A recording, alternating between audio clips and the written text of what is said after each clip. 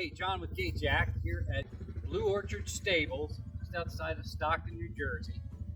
And it's a beautiful day and a beautiful place. So, had an issue with a couple of gates here. Gave us a call, and what we did prior to filming here, we have a couple of still pictures that you'll see. We had two crooked posts, and we fixed those with two plumb wedges. So our posts are now plumbed, and that straightened up our gate. So we're going to make sure we keep it that way with the GateJak.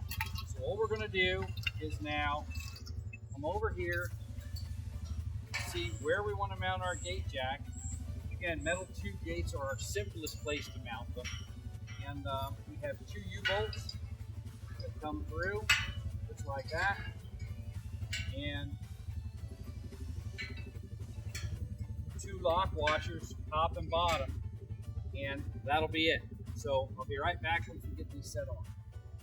Okay, so hey, what is this one's name? Part of Kimber. This is Kimber, part of Blue Orchard. You want to star in a movie? Okay, all right. So, big fan of the GateJak, Kimber is, right?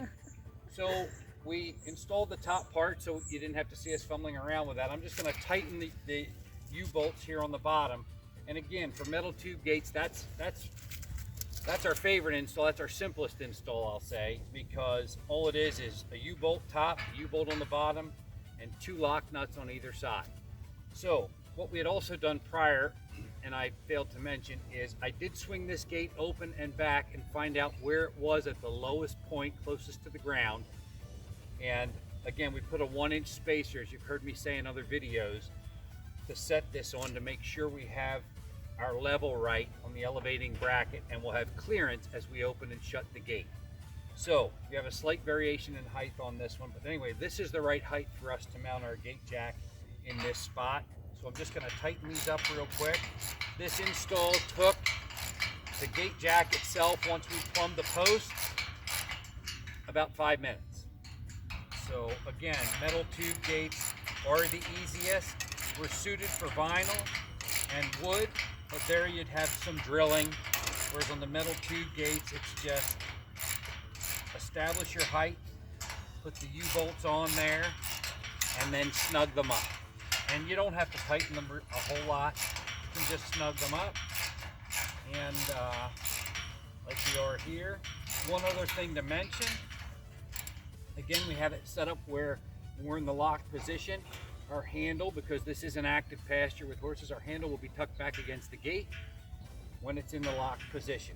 So all we're going to do here is bring this down till we hit ground level and lock it into place, and that's going to support our posts and our hinges over there. Then when we swing open, we're going to take this out like this, elevate it. We can swing the gate open to where we'd like it, anywhere along the gate's path. Drop this down. You can see we came down a little further this time. Push down, lock it into place. And again, we've taken all the weight off the post and the hinges. Okay?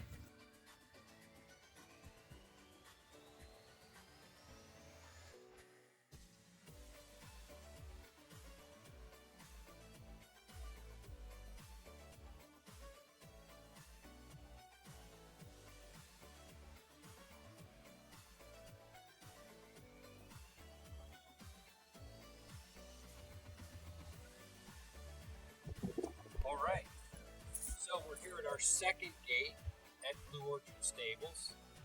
They just told us they want us to fix some more gates at a later time, so we'll be back. But in the meantime, this was a second one of two we had to do, and it's especially useful because this is a really, really heavy-duty metal gate. This is not, some of them are much lighter. They still end up putting a lot of pressure on the hinges and the post because of the leverage that's caused, the fact that they're so long. This gate is heavy, heavy duty. So this post, we had to use a plumb wedge over there. The essence of time, didn't include that in the video. And we actually reset the hinges on that post because they were mounted incorrectly. And this gate was actually on the ground. Too low, actually had a horse jump the gate, which is why it's been a little bit on the top. But anyway, I put on the one U-bolt. Again, metal tube gates are our favorite because they're quick and easy. This is a 2-minute install after we got everything adjusted. I'm going to put one more on, put on our 2 block nuts, and then it's just a matter of tightening them down. You want to mount this where, again, you're going to have clearance when the GateJak is in its most elevated position, as it is now. You're also going to want to be able to make sure that you can engage the ground at any point with the travel and the elevating bracket.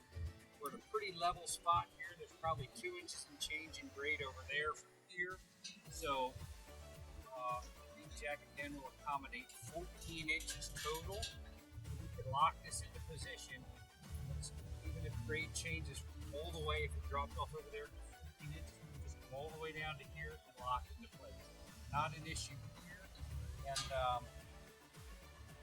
that's just how we got lucky in that situation here. But we're just going to tighten these down, and then again, they only have to be snug, and then we'll be all set. All right, and we're snug. So there you have it. Here's our GateJak. When we close our gate, we're going to drop this down. We're going to come down to the next notch for support, and we've taken nearly all the pressure off of that notch. That's it for the GateJak. Proudly made in